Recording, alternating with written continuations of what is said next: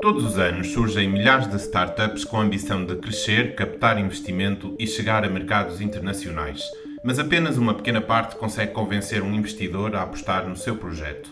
Ter uma boa ideia raramente chega. É preciso mostrar que existe mercado, que a equipa consegue executar, que o modelo de negócio faz sentido e que a empresa tem potencial para crescer de forma sustentável. Mas afinal, o que distingue uma startup das restantes? O que pesa mais na decisão de um fundo de capital de risco? Fica com o Tech Refresh e descobre já a seguir.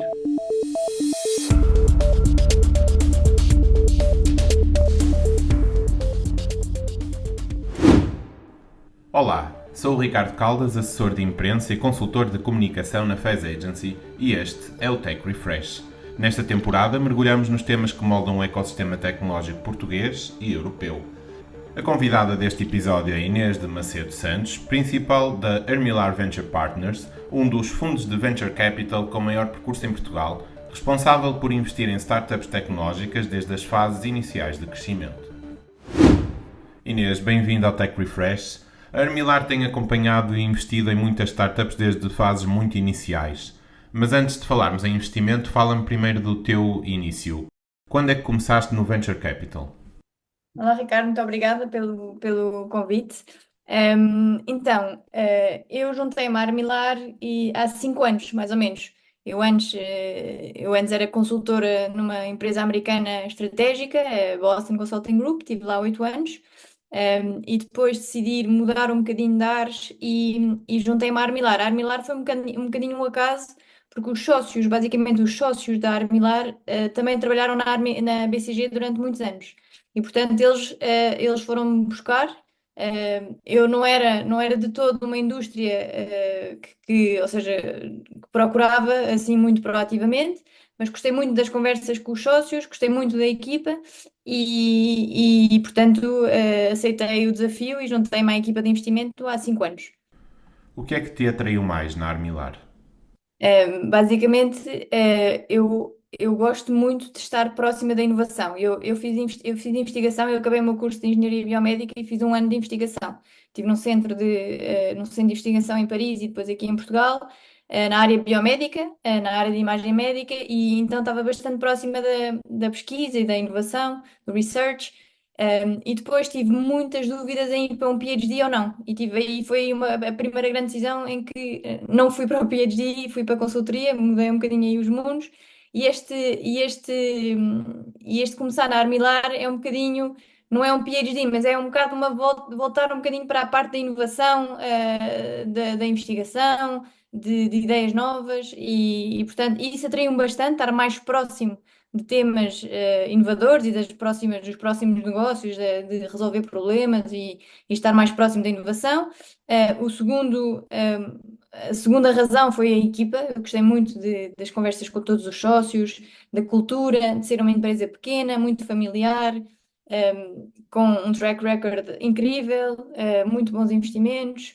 E, portanto, isso também foi um critério muito importante, porque ao final do dia nós trabalhamos com pessoas e isso na BCG eu percebi muito bem, porque fiz muitos projetos em que parecia no papel os melhores projetos, os mais sexys de todos, mas depois acabavam por ser os piores, porque o cliente do outro lado não era bom, era contra consultores, então acabávamos por ter uma vida muito pior e de ser uma experiência muito pior, apesar de no papel ser o melhor projeto. E, portanto, muitas vezes as pessoas fazem a diferença e isso foi muito importante para mim quando decidi entrar na Armilar.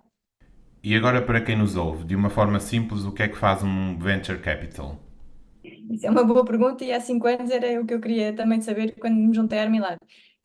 Ou seja, nós temos vários, eu acho que principalmente três roles. O primeiro é procurar startups, ou seja, nós somos os donos do nosso sourcing, ou seja, na Armilar é um bocadinho diferente o modelo, não há analistas, não há pessoas júniores, somos todos bastante séniores, temos todos mais ou menos, entramos mais ou menos com 10 anos de experiência todos, portanto somos séniores, mas temos que ir nós à procura das startups, por isso é o sourcing, é o primeiro papel. Temos de estar ligados, como é que isso se faz? Ligado a centros de investigação, ligado a faculdades, ligado a outros VCs noutros países, porque isto é uma rede muito de investimento, de colaboração. Investimos muitas vezes vários investidores numa mesma startup, portanto, todo este trabalho de criar a tua rede, de seres a pessoa, conhecer, de saber que tu estás em VC, que estás a investir nestas áreas, este é o nosso primeiro papel. E isto é muito difícil para quem vem de outra indústria completamente diferente.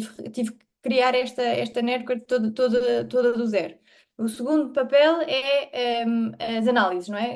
Quando tu consegues, quando tu encontras uma startup que achas que tem potencial, vais fazer toda a due diligence e isso fazer toda a análise da startup, do mercado, dos concorrentes, da tecnologia, quando investes em tecnologia, do potencial que pode vir a ser esse investimento.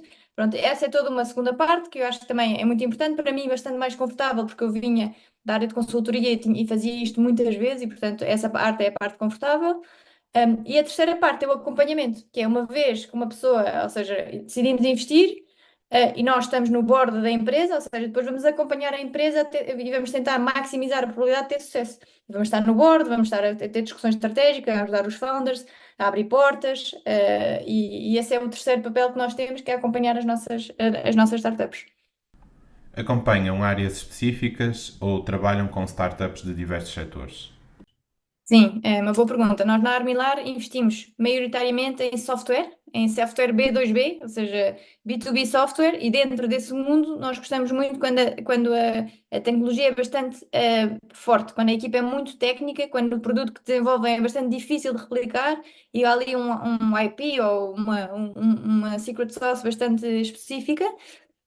E depois, nós somos completamente agnósticos em termos de indústrias. Investimos em qualquer indústria. Nós temos investimentos no espaço, em vendas, sales tech, em saúde, em retalho, ou seja, temos várias indústrias e olhamos para a tecnologia mais horizontalmente.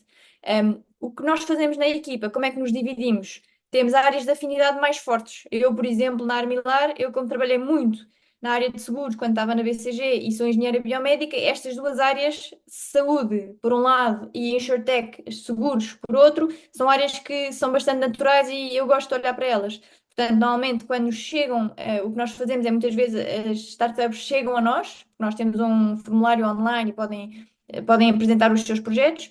Nós temos um mecanismo que vai direcionar à melhor pessoa dentro da equipa de investimento, consoante a indústria ou consoante a tecnologia. Portanto, é assim que nos dividimos. E depois ainda tens a vertente de geografia. Nós normalmente investimos na Europa toda, com foco principal Portugal e Espanha.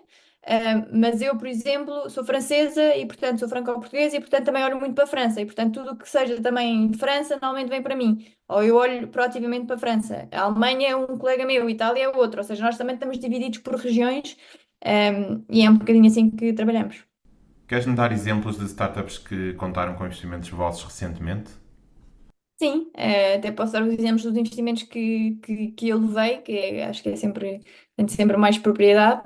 Um investimento que fizemos em França há um ano e meio, quase dois, na área de Fashion Tech, ou seja, é uma equipa de três jovens saídos da faculdade, uma faculdade muito boa em França, que basicamente desenvolveram modelos para fazer um fitting perfeito de coleções de roupa com os modelos. E isto é um problema difícil de fazer porque podemos pensar que há aqui todos os modelos hoje em dia open source fazem isto, mas é muito difícil para uma marca, uma Mango, uma Zara, usar AI puro porque não funciona. Ou seja, porque este fitting é difícil de fazer, as luzes, os logos, os pequenos detalhes da roupa ficam sempre não funcionam. Portanto, esta equipa tem uma tecnologia bastante avançada nesse setor e, portanto, resolve esse problema e montaram uma plataforma para servir as marcas de roupa, e especialmente de roupa, para fazer replating do photoshooting, não é? É o tal photoshooting para catálogos ou para e-commerce, que hoje em dia é um processo muito moroso e custa muito dinheiro. A ser feito online e em 2 cliques, e portanto eles estão ainda muito no início, foi um investimento muito cedo, mas vamos ver o tempo dirá. Isto são investimentos muito a longo prazo. O VC é alto risco, alto potencial, mas são aqui investimentos a 10, 15 anos, não é? Um fundo demora em média na Europa 15 anos, portanto são investimentos a longo prazo. E em Portugal, há algum exemplo concreto que queiras destacar? Sim, em Portugal, posso dar um exemplo que fizemos há pouco tempo, que foi anunciado há pouco tempo também, que é Dojo AI, que é uma empresa portuguesa, startup portuguesa na área de marketing. Basicamente, o que eles querem resolver é ajudar as equipas de marketing a criar conteúdos de forma muito mais eficiente, bebendo toda a marca, brand name, brand identity, brand DNA, liga-se às bases de dados todas e ajuda as equipas de marketing a criar conteúdos, a ser muito mais eficientes na parte de marketing. Parece-me de facto muito interessante. Passando então aqui à pergunta principal: o que é que faz com que uma startup tenha potencial para contar com o vosso apoio? Sim, isto aqui, ou seja, nós estamos numa indústria que é o VC. E o VC, como eu te disse anteriormente, são investimentos de alto risco, mas alto potencial. E, portanto, alto potencial, como é que nós medimos este alto potencial, não é? A startup tem que estar, a principal definição para ser apetecível para um VC é estar num mercado muito grande. Ou então, eu prefiro dizer, resolver um problema muito grande. E gostamos sempre de olhar para startups com este ângulo. O problema, qual é o problema que esta startup resolve? É grande o suficiente ou não é? E, portanto, vamos olhar muito para este problema. Quem é que o sente? Quais são as alternativas hoje em dia? Como é que é feito o processo? É grande, é o mesmo problema em Portugal, em Espanha, nos Estados Unidos? Ou seja, o problema é o mesmo ou varia? Para perceber se uma solução que é desenvolvida cá em Portugal, imagina um software se vai servir estes países todos, ou se vamos ter que fazer um software específico para cada país ou para cada cliente. Isto não funciona. Portanto, para além de ter que resolver um problema muito grande, tem que ser uma empresa que seja escalável muito rápido. Ou seja, o VC, tu tens que para receber dinheiro VC, tens de estar a resolver um problema muito grande e podes crescer muito rápido. E para isso tens de ter um produto escalável. E é por isso que o software normalmente é muito apetecível, porque o software é algo que escala muito, muito facilmente versus fazer de uma clínica dentária, por exemplo. Uma clínica dentária, tens muito CAPEX, tens que estar a procurar sítios, tens que estar a montar a clínica. Aqui não, o software não precisa disso tudo, não é? É low CAPEX, não é? E portanto, olhamos para o problema, olhamos para a tecnologia, e aqui pode diferenciar VC para VC, mas a Armilar olha muito para essa parte. Quão diferenciador é a solução que nos estão a apresentar. Isso passa por ver a equipa que está por trás, ver que dados é que estão a utilizar, como é que estão a montar a solução. E aqui normalmente tentamos sempre fazer várias reuniões e calls sobre o produto em si, a tecnologia em si, para percebermos muito bem como é que foi montado, qual é a defensibilidade aí, e portanto olhamos muito para isso. Olhamos para a equipa, claro, a equipa é um tema muito também chave na avaliação de um VC, e aqui olhamos sempre para valores, resiliência, ambição. Temos que perceber se são vários co-founders, como é que é a relação entre eles, se têm a mesma ambição, a mesma visão para a empresa. Isso é muito importante e isso é um ponto-chave quanto mais cedo investes na empresa. Porque quanto mais cedo investes, menos dados tens, menos dados tens, não é? Às vezes só tens uma tecnologia, só tens um PowerPoint, não tens grande coisa. E, portanto, a equipa vai ser ali a âncora que vai levar ou não aquela empresa para o sucesso. E muitas vezes, uma empresa que começa nunca, ou seja, é muito raro o caminho ser o caminho que os founders acham que vai ser. Vai sempre haver obstáculos, e é muito importante também perceber como é que os founders depois navegam estes temas, portanto, a equipa também é muito importante.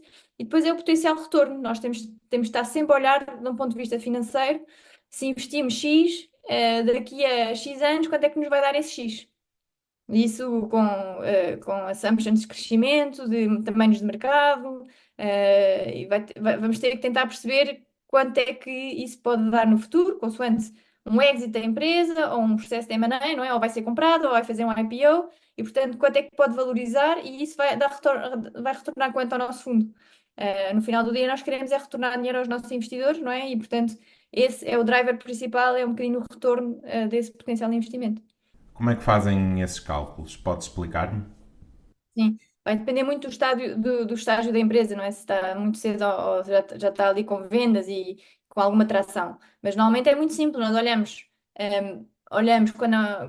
para o crescimento passado, não é? Ou se for uma empresa já com vendas, já um bocadinho mais madura, tentamos perceber potencial de crescimento nos próximos anos, há sempre um business plan, não é? Normalmente há sempre um business plan a 3, 5 anos, vamos olhar para isso, vamos olhar para transações similares, ou seja, no mercado, hoje em dia, nesta indústria, que tipo de transações existem? Imaginemos na área de food tech. Vamos olhar, ok, Nestlé, estas grandes empresas compram, estão a comprar o quê? E vamos ver as últimas transações dessas empresas para perceber que tipo de tecnologias é que estão a comprar. Por quanto? Muitas vezes não é público, mas temos que fazer pesquisa para perceber quais são as valorizações que foram essas transações, tentar perceber a que nível de revenue estavam as empresas quando foram compradas, aos últimos IPOs. Vamos tentar sempre ver transações similares para tentar perceber que múltiplo é que vamos aplicar, não é? Aqui a grande é, uma coisa é chegar, ok, esta empresa crescendo duas vezes por ano, ou uma vez e meia, ou 2 vezes e meia, ou 3 vezes por ano, pode chegar a X milhões. E depois é, ok, para ser vendida temos que perceber qual é o múltiplo que eu vou aplicar. E o múltiplo que eu vou aplicar vai depender muito da indústria, se é um múltiplo sobre ARR, que é as vendas recorrentes, se é um múltiplo sobre EBITDA, se é um múltiplo sobre venda, depende muito da indústria em que nós estamos. E aí é que vamos ver comparativos em transações similares passadas para aplicar esse múltiplo. E pronto, e depois nós internamente damos umas probabilidades a vários cenários, fazemos vários cenários, um muito otimista, assim mais ou menos normal, depois um mais pessimista, fazemos aqui umas probabilidades e fazemos depois um potencial, não é? Juntando essa probabilidade, um potencial número de valuation. É toda uma ciência, portanto. A ciência Ah, depois, na verdade, nunca se aplica, mas é para termos mais ou menos grandes números na cabeça. E se não for, ou seja, a referência que nós temos é se nós vamos sempre para investimentos que nos possam dar um 10x, ou seja, 10 vezes o que nós investimos. E esse 10x é um bocado o nosso número-chave. E depois, com esses cenários, vamos ver se estamos lá ou não, ou se estamos completamente longe, e se calhar não vale se o máximo que nós conseguir é um 2x, 3x, se calhar não é para nós. Ou seja, depende muito também da estratégia do VC, nós olhamos muito para. Queremos sempre investir para ver se conseguimos aquele investimento ser um fund returner, que é um dragão, não é? Nós gostamos, normalmente o unicórnio toda a gente conhece, o dragão menos pessoas conhecem, mas o dragão é aquele que mais interessa aos VCs, que é o investimento que vai retornar o fundo por si só. No exit desse investimento consegue retornar o fundo inteiro. Isso é que nos interessa. já falaste aqui em critérios e características das startups. O que é que pesa mais na hora de investir, na tua opinião? A equipa, o produto ou o timing? Isso é uma excelente pergunta. Acho que não tem resposta. Acho que vai depender muito caso a caso. Eu lembro da Armilar já ter feito investimentos muito por causa da equipa. Ou seja, claro que tu tens que ter o mínimo. Ou seja, se estiveres num nicho de mercado, no mercado nicho, nunca vai. Ou seja, nunca vai voar. Mas ok, estás num mercado ok, que é grande, que está a crescer. Isto é importante também vermos as dinâmicas do mercado. É um mercado que está a crescer, é um mercado que está a contrair? Não, ou seja, é um mercado que está a crescer, ok? Tem um produto que é diferenciador, mas não é aquela. Porque é cada vez mais difícil, vamos ser sinceros aqui, no software é cada vez mais difícil termos produtos inovadores, não é? Hoje em dia a tecnologia está tão widespread, não é? Que é difícil. Mas aí nós já fizemos investimentos a apostar na equipa. Ou seja, esta equipa é espetacular. Nós achamos que eles vão conseguir virar-se, fazer pivot, conseguir adaptar-se e levar aquilo para a frente. Tem uma ambição muito forte, mas com os pés assentes na terra. Ou seja, nós já fizemos investimentos a acreditar muito na equipa. Eu acho que não deve ser, ou seja, não deve ser só o critério. Nós não podemos só investir em pessoas. Temos que olhar muito para o mercado. Acho que o mercado para mim é essencial. E o produto, ou seja, é muito importante. Podemos estar não podemos investir num mercado, ou seja, é um red ocean, há milhares de soluções parecidas. Porque investir nesta solução, não é? Aí as chances de ganhar, não é? Devem ser muito menores. Portanto, tem que ser uma conjugação. Não dá para ser só um critério mais importante, acho que tem que ser uma conjugação. Acho que quanto mais cedo investe, e nós investimos em vários estágios, nós investimos desde o pré-seed, não é? São as primeiras rondas de investimento, até uma série A, série B, que já há aqui vendas consideráveis. Quanto mais cedo investes, mais a equipa é importante, não é? Porque há pouca coisa ao lado, não há números financeiros, não há vendas, não há nada que te permita trazer mais sumo, não é? E, portanto, a equipa é muito importante. o que eles estão a desenvolver, o produto também, mas pronto, pode ganhar um peso mais relevante a equipa quanto mais cedo investe, sim. Falando aqui em mercados, que peso é que tem o fator Portugal nos vossos investimentos? É, é muito importante, ou seja, para tu seres um player que cresce, e que sejas muito grande, tu não podes estar só em Portugal. Isso é claríssimo. Ou seja, um VC não investe para uma empresa para ficar em Portugal. É praticamente impossível, ou seja, que os números depois saiam. E nós temos a sorte de estar num país pequeno. E, ou seja, quem monta uma startup e que quer uma pessoa que monta uma startup que quer montar algo muito grande, porque há pessoas que montam startups que não, ou seja, não têm a ambição de ser unicórnios, querem só ter um business, um lifestyle business, ganhar um pouco de dinheiro e está ok. Ou seja, nem é tudo para VC, para o nosso trabalho. E, portanto, as startups que nascem em Portugal e que querem ser muito grandes têm a sorte de estar num país pequeno. Ou seja, Portugal é ótimo para fazer pequenos testes, para ganhar os primeiros clientes, para testar o produto, para melhorar o produto. Mas muito rapidamente, a startup portuguesa que quer ser muito grande tem que olhar para fora. E isto é bom, estamos em Portugal, porque nascemos no dia um tu já és global. E agora, a grande pergunta é, vais para a Europa ou vais logo para os Estados Unidos? Isso é uma grande pergunta que acontece e estamos agora com um investimento que não posso revelar porque ainda não foi comunicado, mas é a grande pergunta, é a grande discussão, que é, vamos fazer um play Europa ou vamos fazer um play já para os Estados Unidos? Os Estados Unidos é muito mais caro, mas é um mercado muito maior e, portanto, parece mais apetecível, não é? Mas vamos gastar muito mais dinheiro e, portanto, podemos falhar. O falhar é muito caro. A segunda opção, mais conservadora, é: ok, vamos para a Espanha. Os clientes que temos cá em Portugal têm presença em Espanha, vamos lá com eles, vamos para a Espanha, vamos ver como corre, depois vamos para a França, depois vamos para a Alemanha. Ou seja, há este play, demora mais tempo, mais conservador, não crescemos assim exponencialmente, mas pode ser mais seguro. Aí, portanto, estas discussões existem, hoje em dia existem mais porque a Europa já temos exemplos de sucesso na Europa, já não é só os Estados Unidos e, portanto, já existem sucessos, startups que fizeram sucesso só na Europa, portanto, esse caminho já, acho que hoje em dia é um caminho que existe e que tem que ser discutido. Achas que as relações atuais entre Estados Unidos e Europa vieram alterar aqui a ideia de apostar nos Estados Unidos ou isto é apenas uma fase?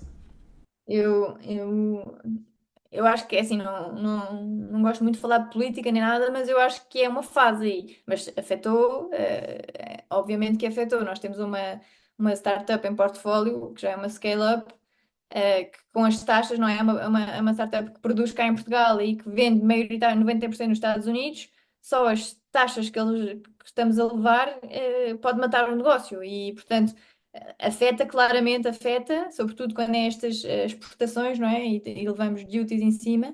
E espero que seja só uma fase, sim, porque não, ou seja, não é muito positivo. Pode fazer com que as pessoas se fechem mais da Europa e que haja mais dinamismo da Europa também. Mas E isso é positivo para fazer com que o ecossistema europeu evolua?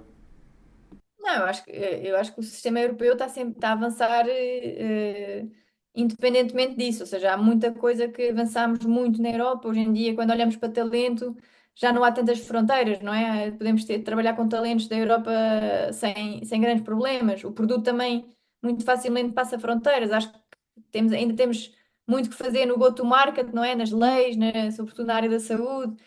Mas está tudo está a ser trabalhado e, portanto, acho que sim, acho que é importante trabalharmos a Europa, mas os Estados Unidos acho que tem que fazer parte também do mapa, não é? Porque é um mercado muito grande e pode fazer com que projetos tenham sucesso ou não é? Porque na saúde, por exemplo, na Europa ainda é muito difícil. É uma área é uma indústria em que cada país tem as suas regras e, portanto, um play na saúde digital, hoje em dia, os Estados Unidos pode ser muito mais apetecível e muito mais fácil do que ir país a país e ter certificações atrás de certificações. É muito difícil hoje em dia ainda na saúde, por exemplo. Claro que sim. Há pouco falaste noutro tema que gostava de recuperar. Que papel é que um fundo tem para além do investimento monetário? Sim, isto, ou seja, normalmente o dinheiro VC até é referido como smart money, não é? porque um VC normalmente, como eu te disse, normalmente estamos no board. Há VCs, depende um bocadinho do VCI, nós somos lead investors, normalmente somos os investidores principais e, portanto, nós pedimos um lugar no board. Mas isso, para mim, o board não é, ou seja, o board é a parte formal da coisa. Nós somos, depois o trabalho faz-se todo no dia a dia. Nós somos investidores bastante hands-on, não é? Estamos bastante ligados aos founders. Depois, no dia a dia, nós trabalhamos com os nossos founders diariamente, semanalmente, estamos com eles, sentamos com eles, todos os temas estratégicos, tentamos bater bolas com eles, até porque um VC, como a Armilar, que tem 26 anos de história, traz muita experiência, ou seja, não sou eu com os meus 5 anos, mas temos os nossos sócios, o nosso CEO, Joaquim Servo, tem 26 anos de experiência em VC, ou seja, há muita coisa que passou pelas mãos, pelas nossas mãos, muitas vezes os desafios são os mesmos, como é que vamos para fora? Vendemos direto ou fazemos com parceiros? E há aqui muita troca de experiência que é muito favorável e isso é tal rede de founders, não é? Nós temos a nossa rede de founders e tentamos sempre tirar partido disso e que founders mais recentes, mais novos, falem com os mais antigos para trocar experiências. Há aqui muito valor nesta rede, não é? De portfólio Armilar ou portfólio MVC, normalmente há aqui muito valor. Nós também trazemos a rede, ou seja, o trabalho também de um VC é abrir portas a clientes, abrir portas a novos VCs. Eu, com a minha experiência anterior na BCG, eu tenho bastante abertura e contactos na rede corporate em Portugal, em Espanha, em França, porque já trabalhei com muitos clientes e, portanto, facilmente consigo chegar a pessoas, em potenciais clientes das startups e vou tentar fazer esse trabalho e abrir portas, nem que seja conseguir uma call com uma pessoa para a startup poder apresentar o seu produto. Isso também é um trabalho importante de abrir portas a potenciais clientes, mas também quando vem uma nova ronda de financiamento, o VC também faz todo esse papel de abrir portas a novos VCs, a VCs que investem na ronda a seguir, ou investem em montantes maiores ou em rondas maiores. É toda a nossa rede que eu te falava no início, o nosso primeiro role, não é? De criar essa rede, também ajuda muito aí na partilha de deal flow, para partilhar startups que estejam a levantar dinheiro. Acho que depois também há o tema de reputação e credibilidade, não é? Uma startup que seja VC-backed por fundos, como por exemplo uma Armilar que tem um bom track record, só ajuda depois a levantar dinheiro em rondas futuras, não é? É também um tema de reputação e credibilidade.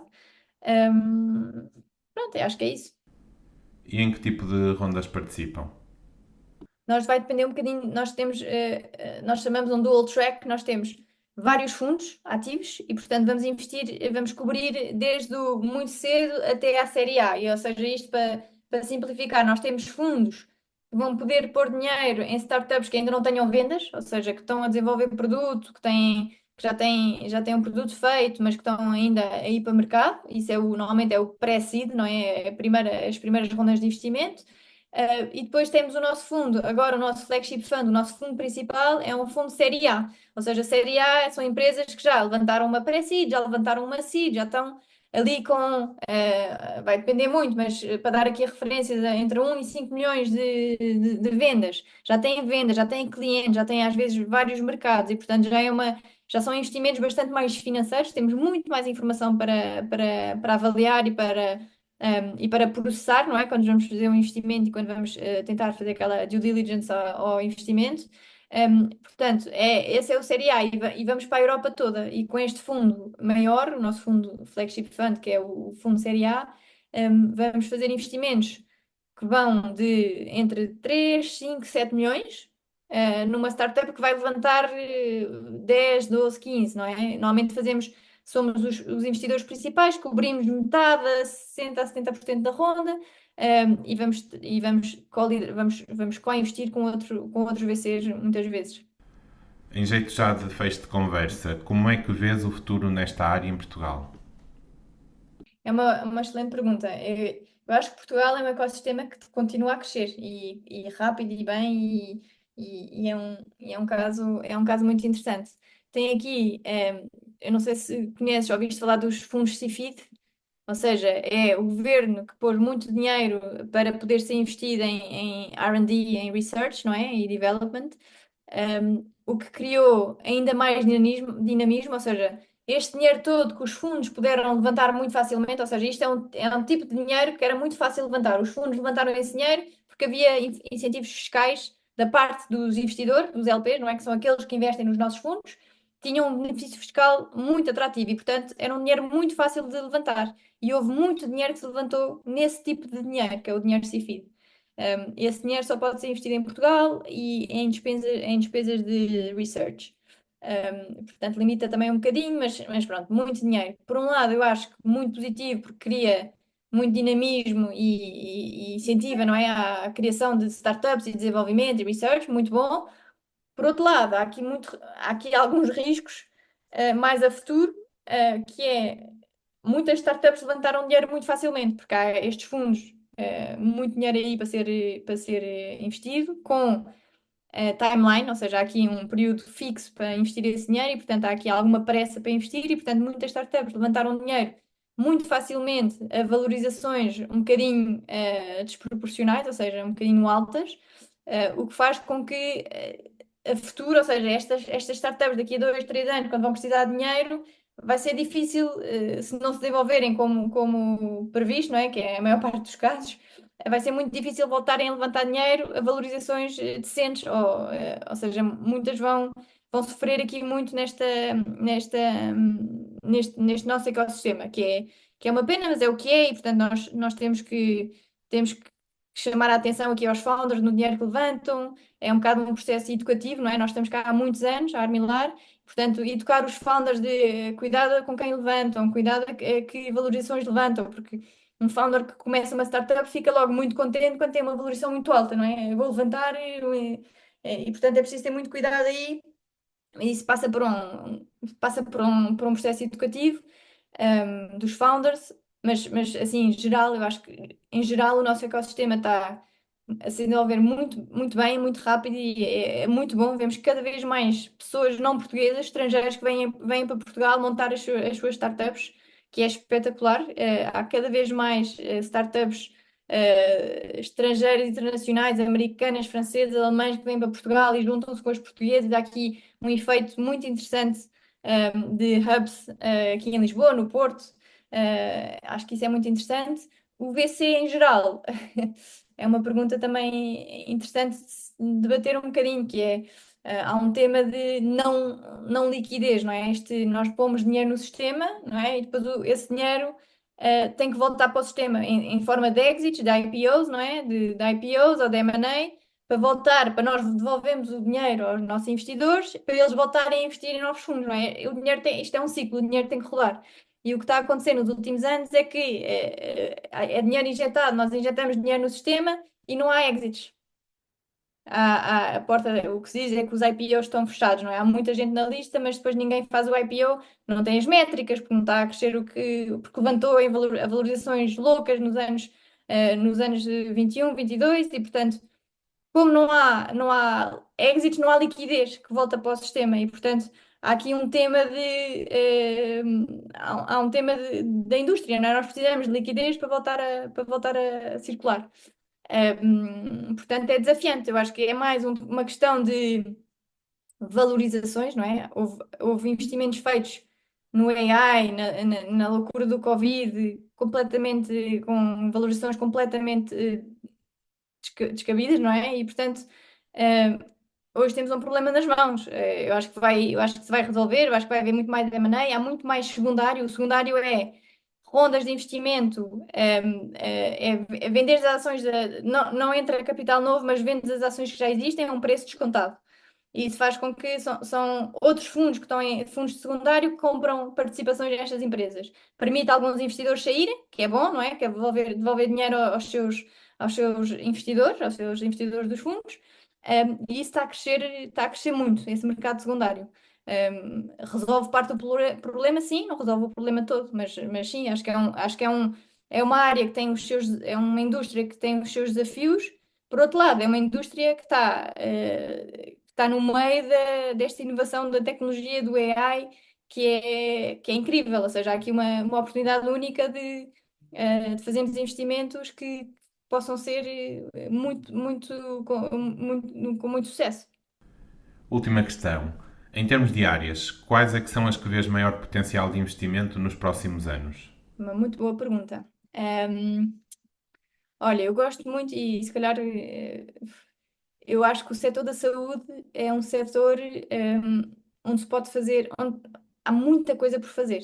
É um setor muito conservador, ainda assente em sistemas muito legacy, os sistemas não falam entre eles, é um setor que demora muito a fazer coisas a acontecer. Eu acho que com este tema do AI, de soluções muito fáceis de utilizar, os próprios médicos, hoje em dia, pá, de certeza que estão todos também a testar AI e já não é difícil, já não vai ser tão difícil convencer um médico a usar tecnologia do que se calhar era há 5 anos atrás.